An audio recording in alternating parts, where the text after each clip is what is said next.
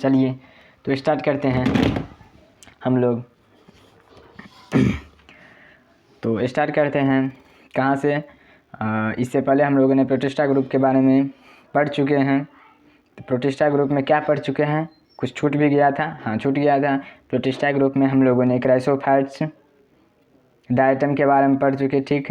डायनोफिलाजिलेट्स के बारे में पढ़ चुके, यूग्लिनोड्स के बारे में पढ़ चुके हैं। तो आज का जो लेक्चर होगा वो हम लोगों का उसी ग्रुप का एक स्लाइम मोल्ड्स बाकी है और प्रोटोजम्स बाकी है। कौन कौन बाकी हैं? स्लाइम मोल्ड्स और प्रोटोजम्स बाकी है। इसी दोनों के बारे में आज हम लोग पढ़ेंगे। चलिए तो स्लाइम मोल्ड्स के बारे में स्टार्ट करेंगे। तो हम लोग क्या सीक्वेंस फॉलो करते आ रहे हैं कि सबसे पहले हैबिटाट देखते हैं, स्ट्रक्चर देखते हैं और उसका न्यूट्रिशन देखते हैं, ठीक।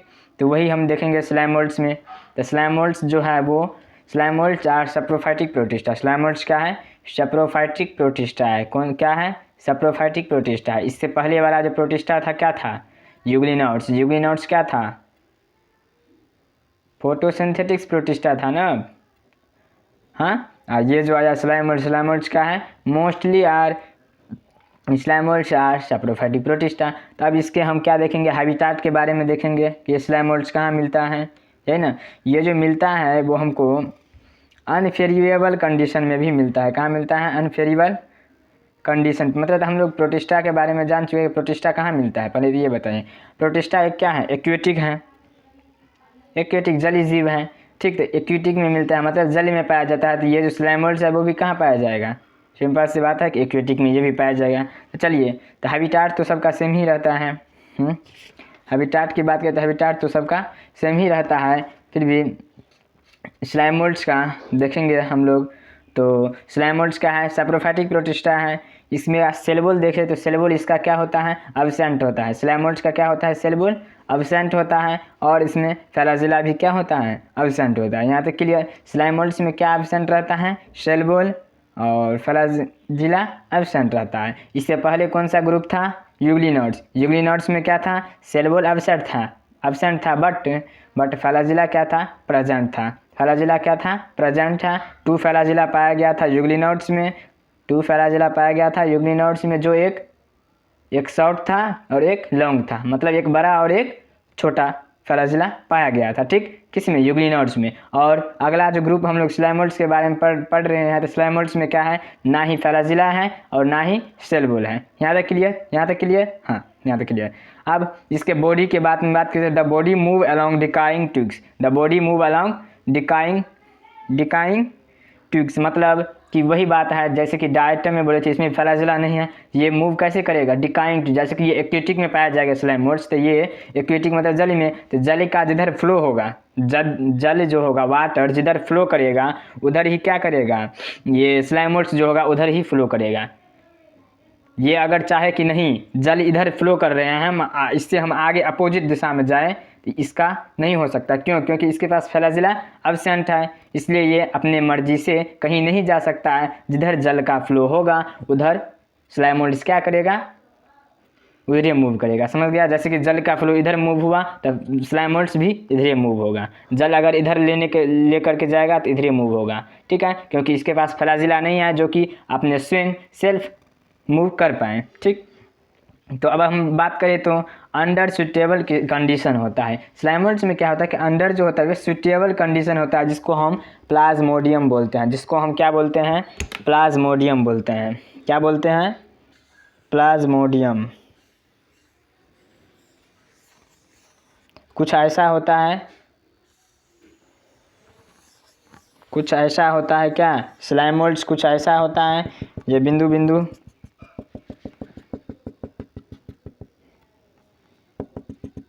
ये न्यूक्लियस है। ये क्या है?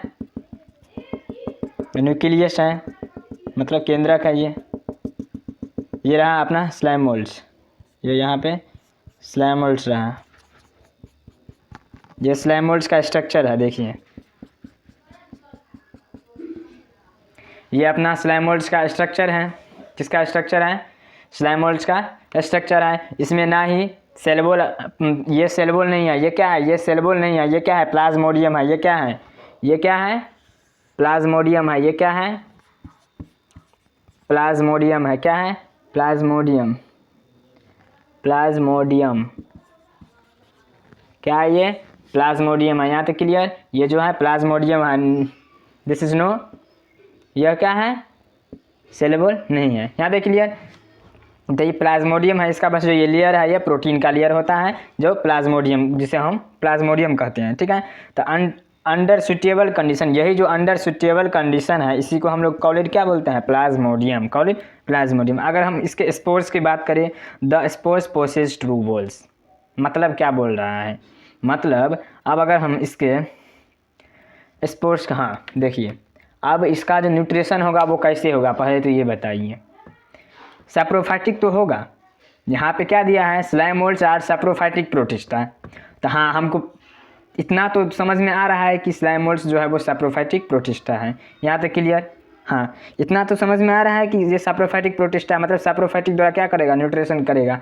तो इसका जो न्यूट्रिशन होगा वो क्या करेगा, एक हाइफे बनाएगा, ठीक है, उस हाइफे पे कुछ ये स्ट्रक्चर बनाएगा और यहाँ पे स्पोर बनाएगा, क्या बनाएगा, स्पोर बनाएगा, स्पोर बनाएगा, क्या बनाएगा, स्पोर बनाएगा, ठीक। यही स्पोर फिर एयर से जा करके फिर क्या बनाता है, पहले तो इस स्पोर्स में क्या होता है कि ये स्पोर्स जो होता है वो, इसके बारे में हम लोग आगे चर्चा करेंगे। चलिए, ये जो स्पोर्स होता है वो दिख रहा है आप लोगों को, हाँ यही, ये स्पोर्स एयर में जा कर के फिर ये यहाँ पे प्लाज्मोडियम बनाता है। यहाँ तक क्लियर, यहाँ तक क्लियर। फिर ये यहाँ से जा कर के क्या बनाता है, प्लाज्मोडियम का निर्माण करता है। यहाँ तक क्लियर, मतलब देखिए प्लाज्मोडियम जो होता है वो स्लाइम मोल्ड्स जो है, स्लाइम मोल्ड्स क्या करता है कि जब कोई, जैसे कि भोजन है एक, जैसे कि मान लीजिए ये एक भोजन है, फूड है, ये एक फूड है, ठीक। अब इस फूड पे ये क्या करेगा, स्लाइम मोल्ड्स ऐसे करके पकड़ेगा इसको,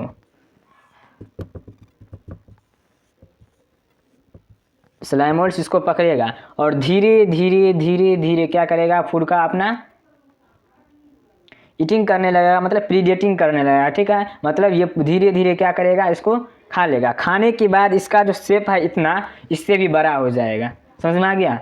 मतलब कि स्लाइम मोल्ड्स जो है वो फूड पर बैठ जाता है ऐसे कि उसको खाने के बाद वो क्या करता है कि खाने के बाद वो अपना जो उसका साइज होता है उसमें क्या होता है, बदलाव आ जाता है, जिससे वो लॉन्ग हो जाता है, मतलब कि वो बड़ा हो जाता है। यहाँ तक क्लियर, यहाँ तक क्लियर। प्लाज्मोडियम क्या, स्लाइम मोल्ड्स क्या करता है, स्लाइम मोल्ड्स जो होता है वो फूड पे जाता है, फूड को एब्जॉर्ब करता है और एब्जॉर्ब करने के बाद इसका जो शेप में बदलाव आ जाता है, शेप कैसा हो जाता है, स्मॉल या लॉन्ग, शेप कैसा हो जाता है, लॉन्ग हो जाता है, मतलब बड़ा हो जाता है। यहाँ तक क्लियर।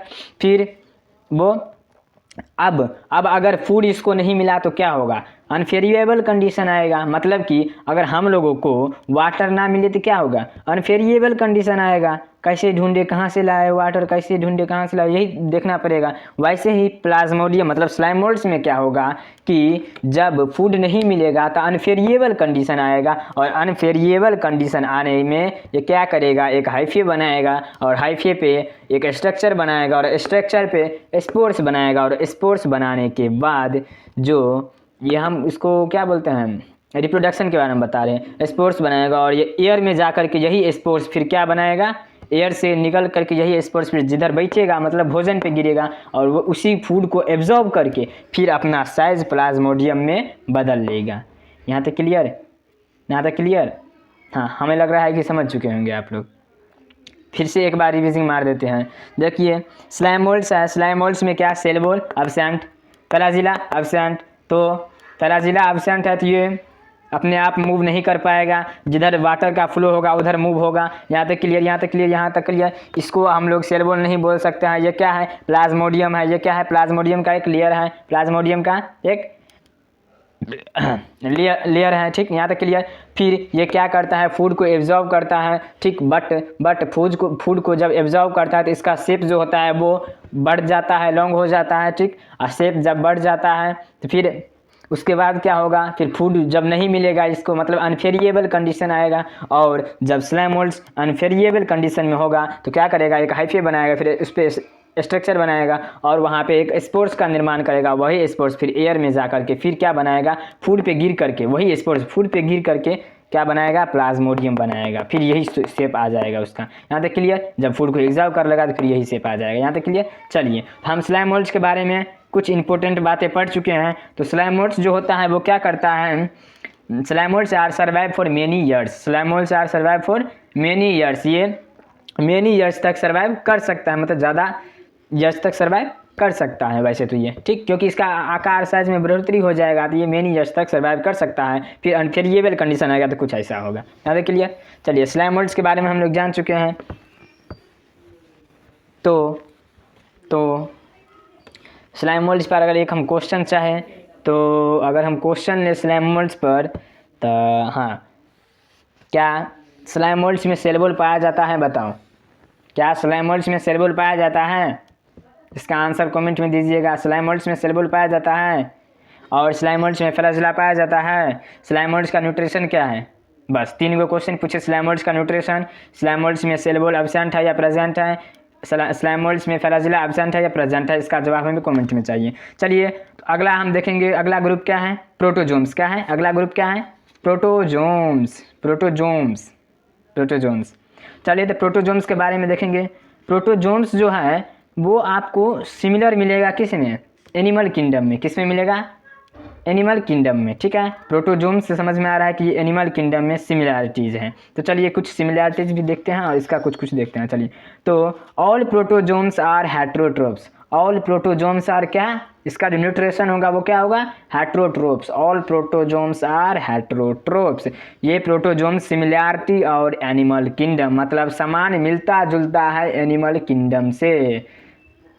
प्रोटोजोम्स की बात करें तो प्रोटोजोम्स क्या होता है? एनिमल किंगडम से मिलता जुलता है। There are 4 major groups. चलिए अब इसका 4 मेजर ग्रुप्स भी हमको पढ़ना है। प्रोटोजोम्स में हम लोग पढ़ेंगे 4 मेजर ग्रुप्स।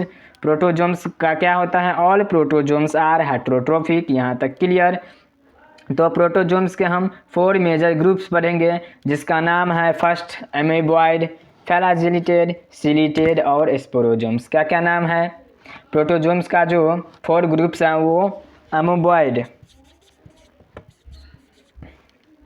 क्या है? Amoeboid first group. सेकंड क्या है हमारे पास?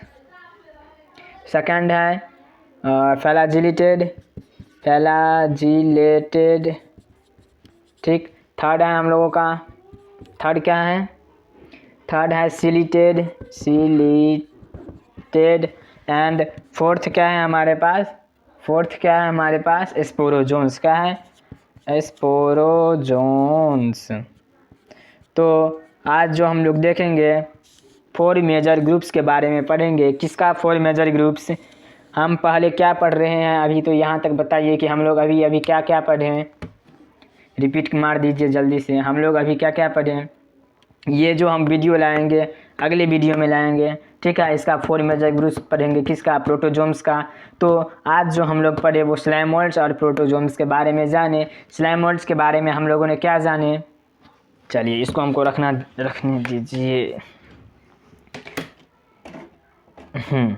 स्लैम मोल्ड्स के बारे में हम लोगों ने आज जाने कि slime moulds are saprophytic protista. पहले हम लोग क्या पढ़ रहे हैं? प्रोटिस्टा ग्रुप के बारे में पढ़ रहे हैं। प्रोटिस्टा ग्रुप में क्या 5 ग्रुप आया।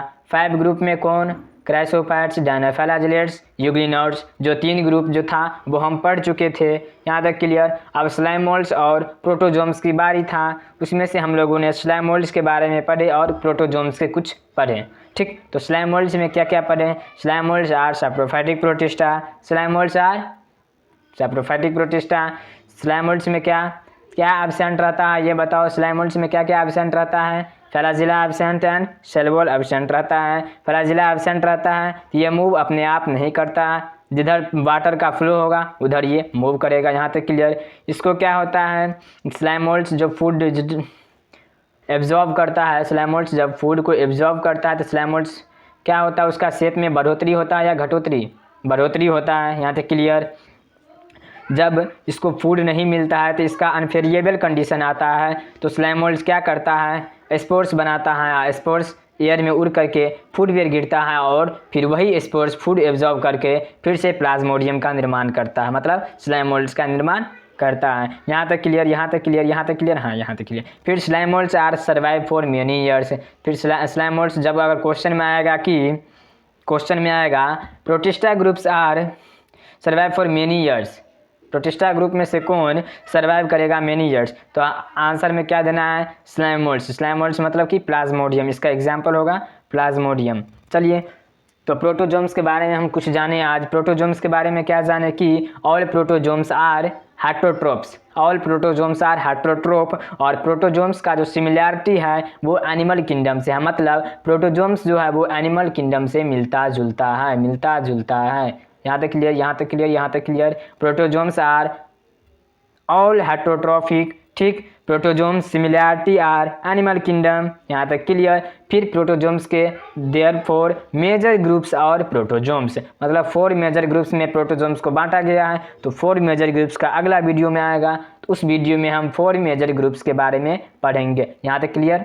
चलिए, तो आई होप कि लेक्चर अच्छा लगा होगा, तो कमेंट एंड लाइक ठोक दीजिए, जिससे कि अगला वीडियो आएगा तो हमारा भी मोटिवेशन जागेगा। यहाँ तक क्लियर। चलिए।